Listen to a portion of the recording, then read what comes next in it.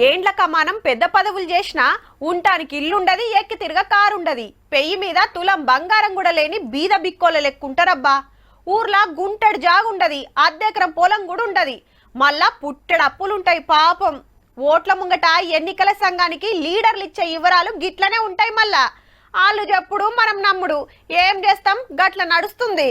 దేశంలో ధనిక సీఎం ఎవలో ఎరికేనా? ఇంకెవలు మన చంద్రన్ననే. 931 కోట్ల రూపాయల ఆస్తితోటి ఫస్ట్ ర్యాంకు కొట్టిండు. గమ్మత్ ఏందంటే అందులో సారీ ఉత్తమ 36 కోట్లే అయితే భువనేశ్వర్ మేడందే 895 కోట్లు. ఆ లెక్కన ముఖ్యమంత్రి గారు రామ్దాన్ కంటే హెరిటేజ్ మీద ఇంటామనే బగ్గ సంపాదిస్తున్నట్టు.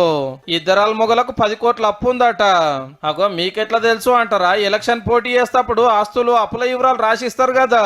అగో గవి బయటికి తీసి ఏడీఆర్ అనే సంఘం బయట పెట్టింది అందరు సీఎంలు అవి.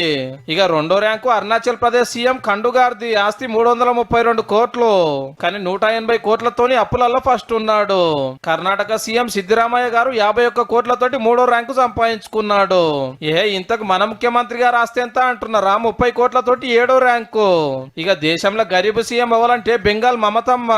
పాపం ఉత్త 15 లక్షల ఆస్తే ఉందట. 14 ఏళ్ల కాంచెల్లి రాష్ట్రాన్ని వెళ్తున్నా. మేడానికి ఇల్లే లేదట, భూమి జాగాలు కూడా లేవట.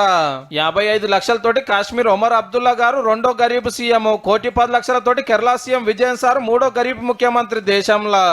రాష్ట్రాలు కేంద్రపాలిత ప్రాంతాల సీఎంలు మొత్తం 31 మంది ఆస్తులు లెక్కేస్తే 1630 కోట్లు మాత్రమే. అందులో మన చంద్రాల్ సార్దే 931 కోట్లు.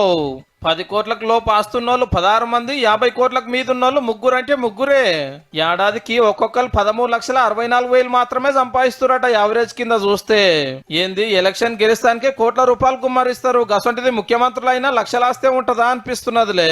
అదంతే, ఎలక్షన్ సంఘానికి గింతే అని చూపిస్తారు. మళ్ళా కొందరు సీఎంల కంటే మన సర్పంచులే నయం పో.